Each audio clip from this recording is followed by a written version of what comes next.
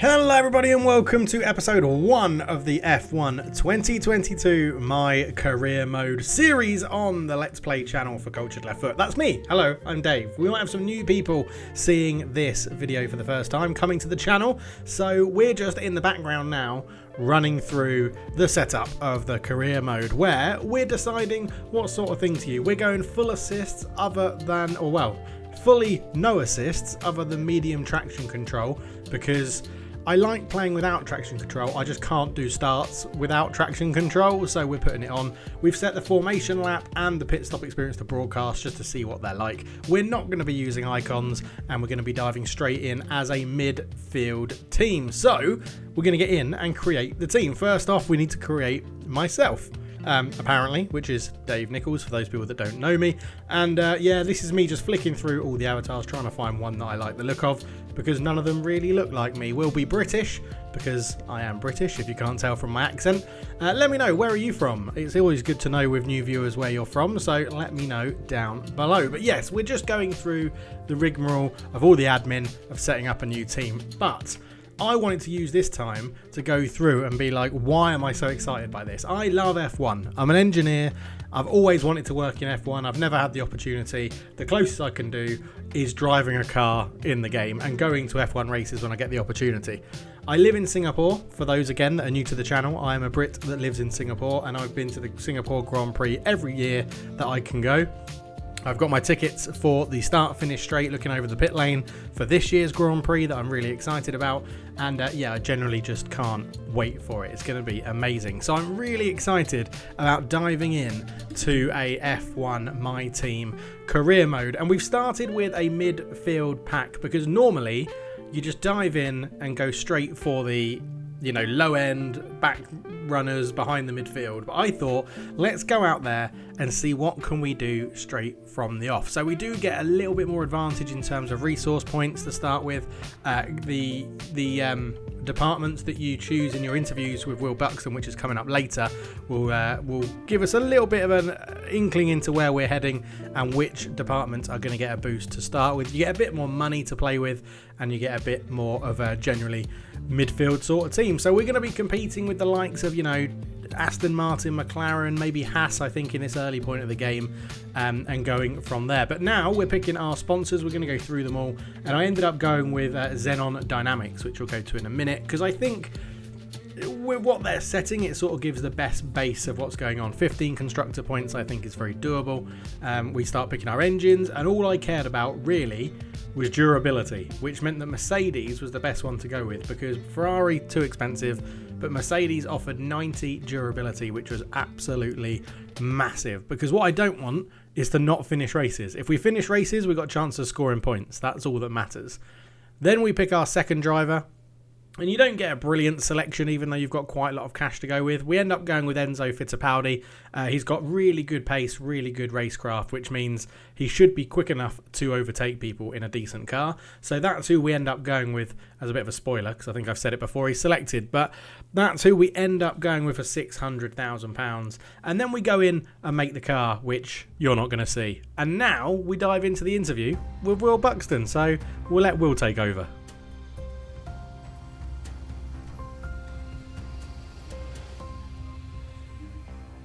Hello folks, and welcome to this, a very special edition of Paddock Pass. We're here at the headquarters of Formula One's newest team for an exclusive first look at what they will be bringing to the sport. It's always an exciting moment to welcome a new team onto the grid. However, what makes this occasion a little more special is how strikingly different the cars are this year. Yep, the long-awaited new regulations are finally here, and with them, the start of the next era of Formula One. The 2022 season ushers in a change of direction to the regulations aimed at promoting closer racing, with new aero additions in the form of swooping front and rear wings, along with the new eye-catching 18-inch low-profile tyres that will push tyre technology to the limit. So then, the question remains as to whether this team can grasp the opportunity before them with both hands and lead the charge against the rest of the paddock. We'll find out soon enough, as the new season is just about to begin. But first, let's see the unveiling of the team's car and meet the owner of the brand new Formula One team.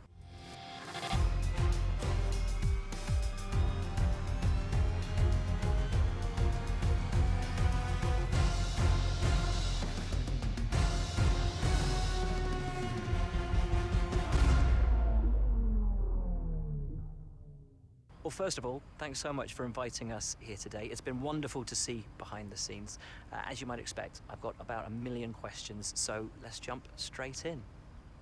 It's been a long time since we last saw a team owner take their own car onto the track, and the sport's changed enormously in the intervening years. How are you going to handle the responsibilities of both managing and driving for a Formula One team? It's a really interesting question, this one. I feel like you could go with it's nothing easy is worth doing, but we actually go for the team answer. It's about 100% all being together. As a team, we are unstoppable, and that's what I want to go with in this series. Let's talk about your teammate. Now, it's clear they're excited to have signed with you, but tell me, what is it that you think they bring to the team? Again, it's about finding the right fit. We could have gone for any of these answers. They're all pretty good, but we go for the finding the right fit for our team. That's what matters.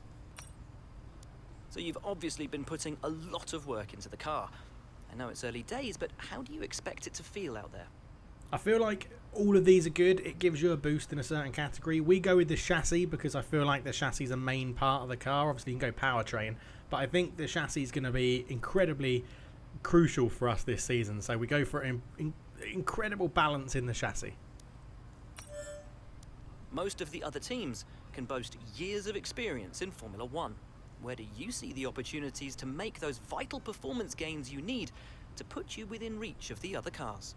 So with this one, we go for the technology, the ERS system. Again, I think they're all good answers, other than the one on the right is going to be tough. We'll have to bet a picture after the first race.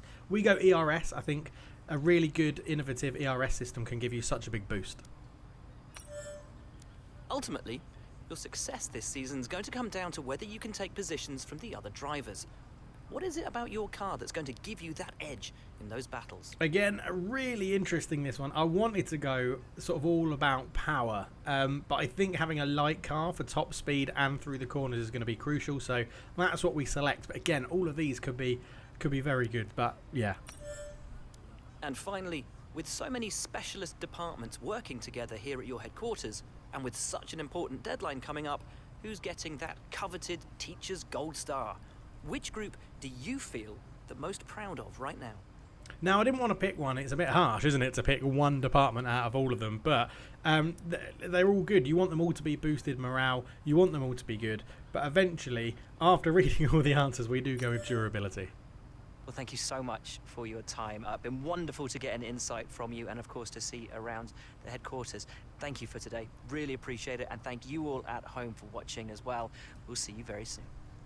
Not a problem, Will. Thank you very much for the interview. What a lovely guy Will Buxton is. But yeah, now we just go through and we go through all of the sort of departments, have a look at what we can upgrade, what they have at the moment, where we can go with that. And it should be a pretty interesting situation because we're this medium team and we've got 5.7 million in the bank.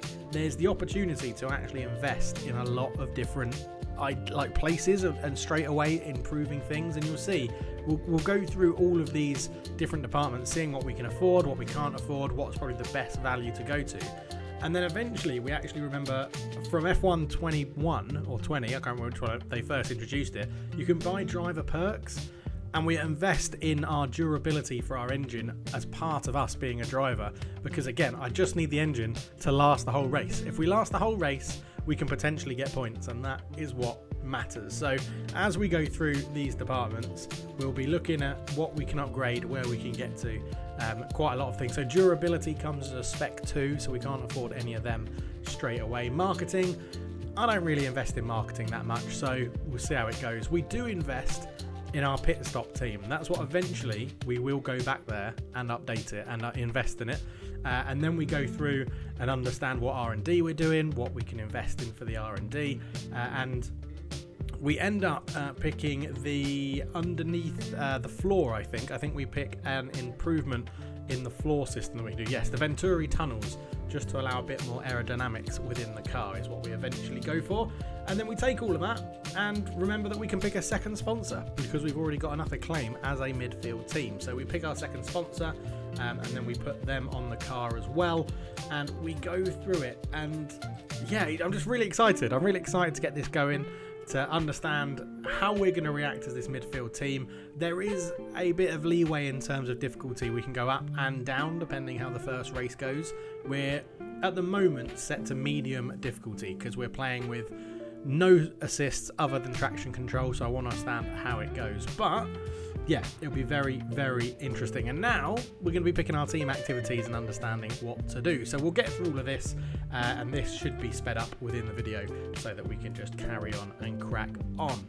So with that, we do advance the time and we get our money in. £1 million for the pre-season merchandise sale is lovely jubbly, and then lots of bonuses and stuff for the weekly costs and the resources coming in. Our Venturi tunnels do pass their upgrades, and we're ready and set for the Bahrainian Grand Prix, which is a Grand Prix I actually really enjoy because I like the Bahrain circuit. I like driving on it. I know the circuit quite well. So I'm excited by what we can do for that one. I'm not too excited about Jeddah, which is the one after. I need to get a lot of practice in for that one. But we will be back in the next episode, number 2, for the Bahrain Grand Prix. So I look forward to seeing you then. We'll be showing you a bit of practice, a bit of qualifying, and the race itself. Thank you so much for watching. I'll catch you in the next one. For now, I'm out. Cheers.